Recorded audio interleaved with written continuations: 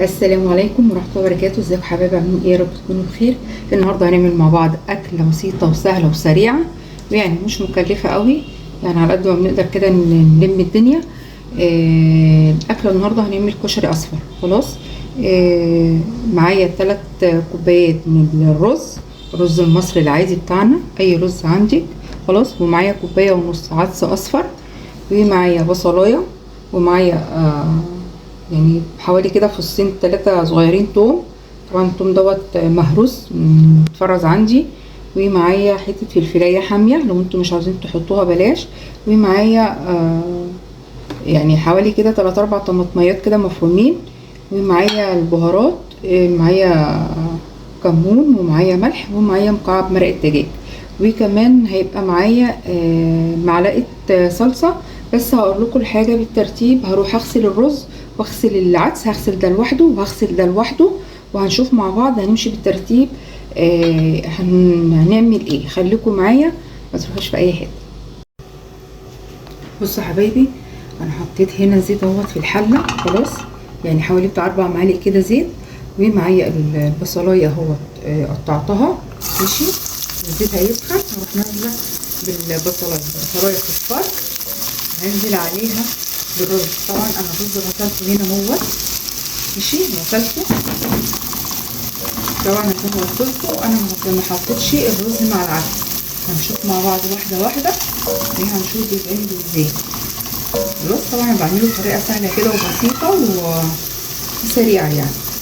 خلاص. بس يا ريت بقى لو وصلتوا للدقيقه ديت تعملوا لي بقى اشتراك ولايك وكومنت حلو، عشان انا يعني واقفه بصور والله الدنيا حر بطريقه غبيه قوي. يا ريت ما تبخلوش عليا باللايك بتاعكم الحلو وكلمه حلوه كده في التعليقات. خلاص. البصله هتصفر عشان بس ما اطولش عليكم الفيديو، وارجع تاني نشوف هنعمل ايه مع بعض. بصوا يا بنات، البصله هي اصفرت. انا مش هخليها تحمر، لا انا بس تصفر بس كده بسيط. خلاص. بنزل عليها بالرز. بسم الله الرحمن الرحيم. الرز طبعا اكون منقياه كويس، برضو ابص فيه حتى لو هو مفيهوش حاجه ومتاكده ان هو مفيهوش حاجه، برضو ابص فيه برضو بس كده على السريع. خلاص. يعني ايه دول يعني ما يكونش فيه حاجه. والعدس برضو لازم تبص فيه كويس قوي، مع انه عدس كام، بس قعدت انقي فيه كتير قوي والله العظيم يا بنات. مش عارفه ايه ده. ماشي. هقلب كده فيه تقليبه كده حلوه. ماشي. وهحط بقى الملح ورشه الكمون. يعني الملح طبعا احنا هنظبطه، والكمون حوالي نص معلقه كده صغيره. خلاص. وهحط مكعب المرق. لو انتوا مش حابين تحطوا مكعب مرق راحتكم، دي حاجه ترجع لكم يعني.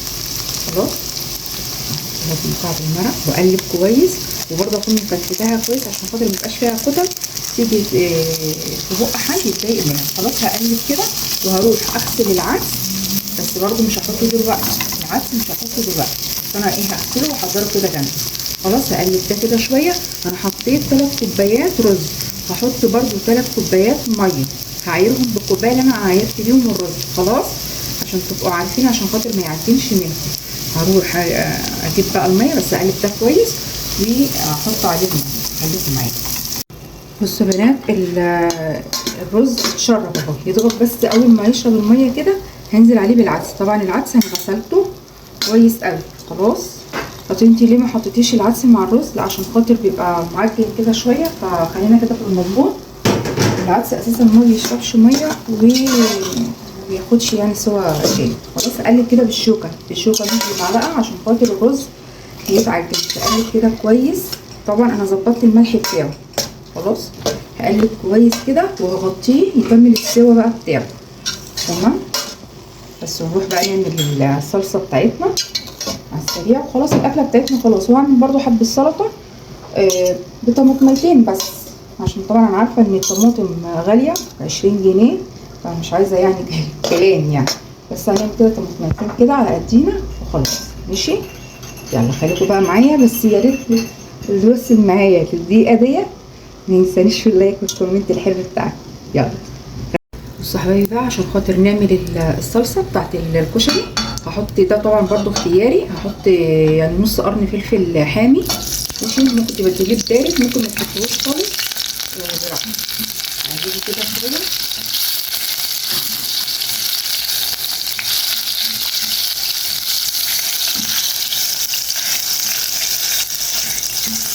بس بدل ما احط شطه، انت عايزه تحطي شطه حمراء براحتك، مش عاوزه ما بتحبيش الشطه خالص برضه براحتك. انا حطيت بس حته كده ايه صغيره عشان بس تطعم لي بس الكشري. عارفين طبعا الكشري المصري او هو عامة الاكل والله بيبقى يعني محتاج يعني حته كده حراقه كده شويه، دي برضه براحتك مش لازم يعني. خلاص هحط برضه حته التومه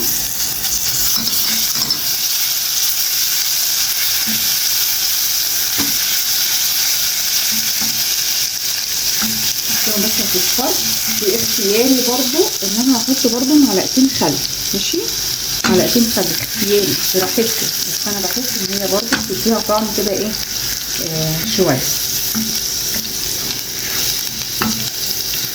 خلاص التومه اصفرت، خلاص هنزل عليها معلش يا جماعه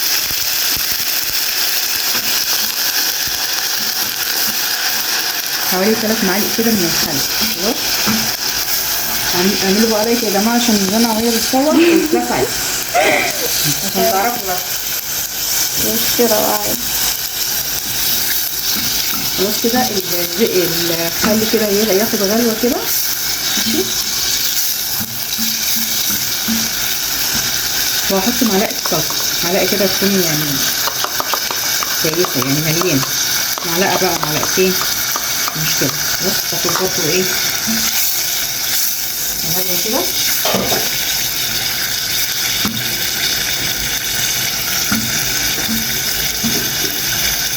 اهم حاجه زي ما بتقولي التقليب، اهم حاجه عشان بتصور بايده بتقلب بايدي.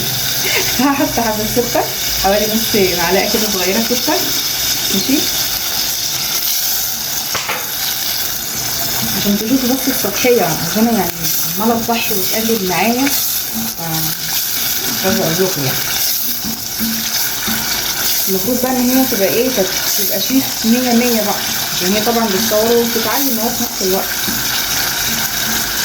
خلاص كده غلت كده الصلصه كويس قوي قوي، لازم نقلبها كده كويس عشان الطعم اللي احنا مش بنحبه ما نلاقوهوش، والماده الحلوه تكون ايه تكون راحت. خلاص مش مرحيش. دول حوالي 3 حبايات طماطم عصرتهم يعني ضربتهم كده في الكبه، بس ما صفيتهمش بصراحه، كسلت الصراحه يعني اقول لكم الجو حر ومش طايقه اقف في المطبخ، بس لازم نقف عشان نعمل اي حاجه يعني. خلاص هسيبها كده تغلي، احطها على نار هاديه، اول ما تغلي هوطي النار خالص عليها، والرز برضو اول ما غلى وطيت النار وطيت النار خالص عليه. خلاص تعالوا بقى لغط مش عارفه في ايه. ماشي، هغطيها كده واسيبها بقى تتسبك مع بعضيها وكده يعني. خلاص كده هروح اعمل بقى السلطه، حبه سلطه طماطميتين كده وفص تومه وملح وحبه شطه وكمون وخلاص. شكرا كده ايه كده السلطه خلصت. خلاص خليكم معايا بقى، بس ما تنسوش بقى الاشتراك الحلو بتاعكم واللايك والكومنت، ماشي، خليكم معايا. بصوا يا حبايبي ادي السلطه دي، السلطه اهيت عباره بس عن طماطم بس، ما حطيتش اي حاجه تانية عليها. خلاص وحطيت مكعبات تلج عشان القوطه كانت سخنه قوي، بنتي كانت لسه جايباها من عند الراجل بتاع الخضار، فالقوطه كانت سخنه قوي، واحنا لو كلناها كده هنحس ان احنا بناكل قوطه مسلوقه. خلاص فحطيت عليه كده مكعبات تلج عشان ايه تبقى ساقعه. ودقيت فصين توم اهو، دقيت فصين توم بملح وكمون، وحطيت معلقه خل وحطيت ليمونه. خلاص وهحطها كده على السلطه، وتبقى كده السلطه خلصت معايا. خلاص حاجه بسيطه كده وسهله، وكل البهارات اللي انا استخدمتها في الكشري في الصلصه او في الرز عباره عن كمون وملح بس، مفيش ازيد من الملح والكمون بس، وحته الفلفلايه الحاميه طبعا دي اختياري، وبرده حطيت هنا برده حته فلفلايه حاميه برضو موضوع اختياري بالنسبه لكم. فخلاص كده انا طبعا الصلصه خلاص قربت تخلص، والرز برضو قرب يخلص، خليكم معايا ما تروحوش في اي حته. اهو يا حبايبي الكشري خلص، الكشري بتاعنا بسيط ما فيهوش اي حاجه. المفروض يعني ان هو كان يتعمل معاه بيض، يعني المفروض ان اسلق البيض وادحرجه كده في حبه زيت كده صغيرين واقسمه بالنص واوزعه على الكشري، بس كده يعني مش هيبقى يعني اكله اقتصاديه يعني ممكن تجيبي بيضتين ولا 3 وتعملي فيهم كده، بس احنا بصراحه احنا مش بنحب عليه بيض يعني، مش عارفه، مش مستلطفه موضوع البيض ان يبقى معاه دوت، مش عارفه ما جربتوش ومش حباه. فهو بس لو انت عايزه تعمليه بالظبط زي اللي بيعملوه الناس بره، هو بس ناقصه بس البيض المسلوق المدحرج. خلاص اكلتنا كانت بسيطه وسهله وما عملناش حاجه فيها كتيره يعني، وزي ما قلت لكم البهارات مش اكتر من ملح وكمون ومرقه الدجاج اللي انا حطيتها على الرز وبس كده، وحبه السلطه الصغيرين دول وحبه الصلصه. ودي كانت اكلتنا النهارده بسيطه وسهله وسريعه. ويا رب يا رب الفيديو يكون سهل كده وبسيط ويعجبكم. ولو عجبكم تشتركوا في القناه تشرفوني وتنوروني. وبشكر كل اللي دخل عندي جديد في القناه، مشرفني ومنورني ومكبر عيلتي. اقول لكم السلام عليكم ورحمه الله وبركاته. كانت معاكم هدى عبد الحكيم.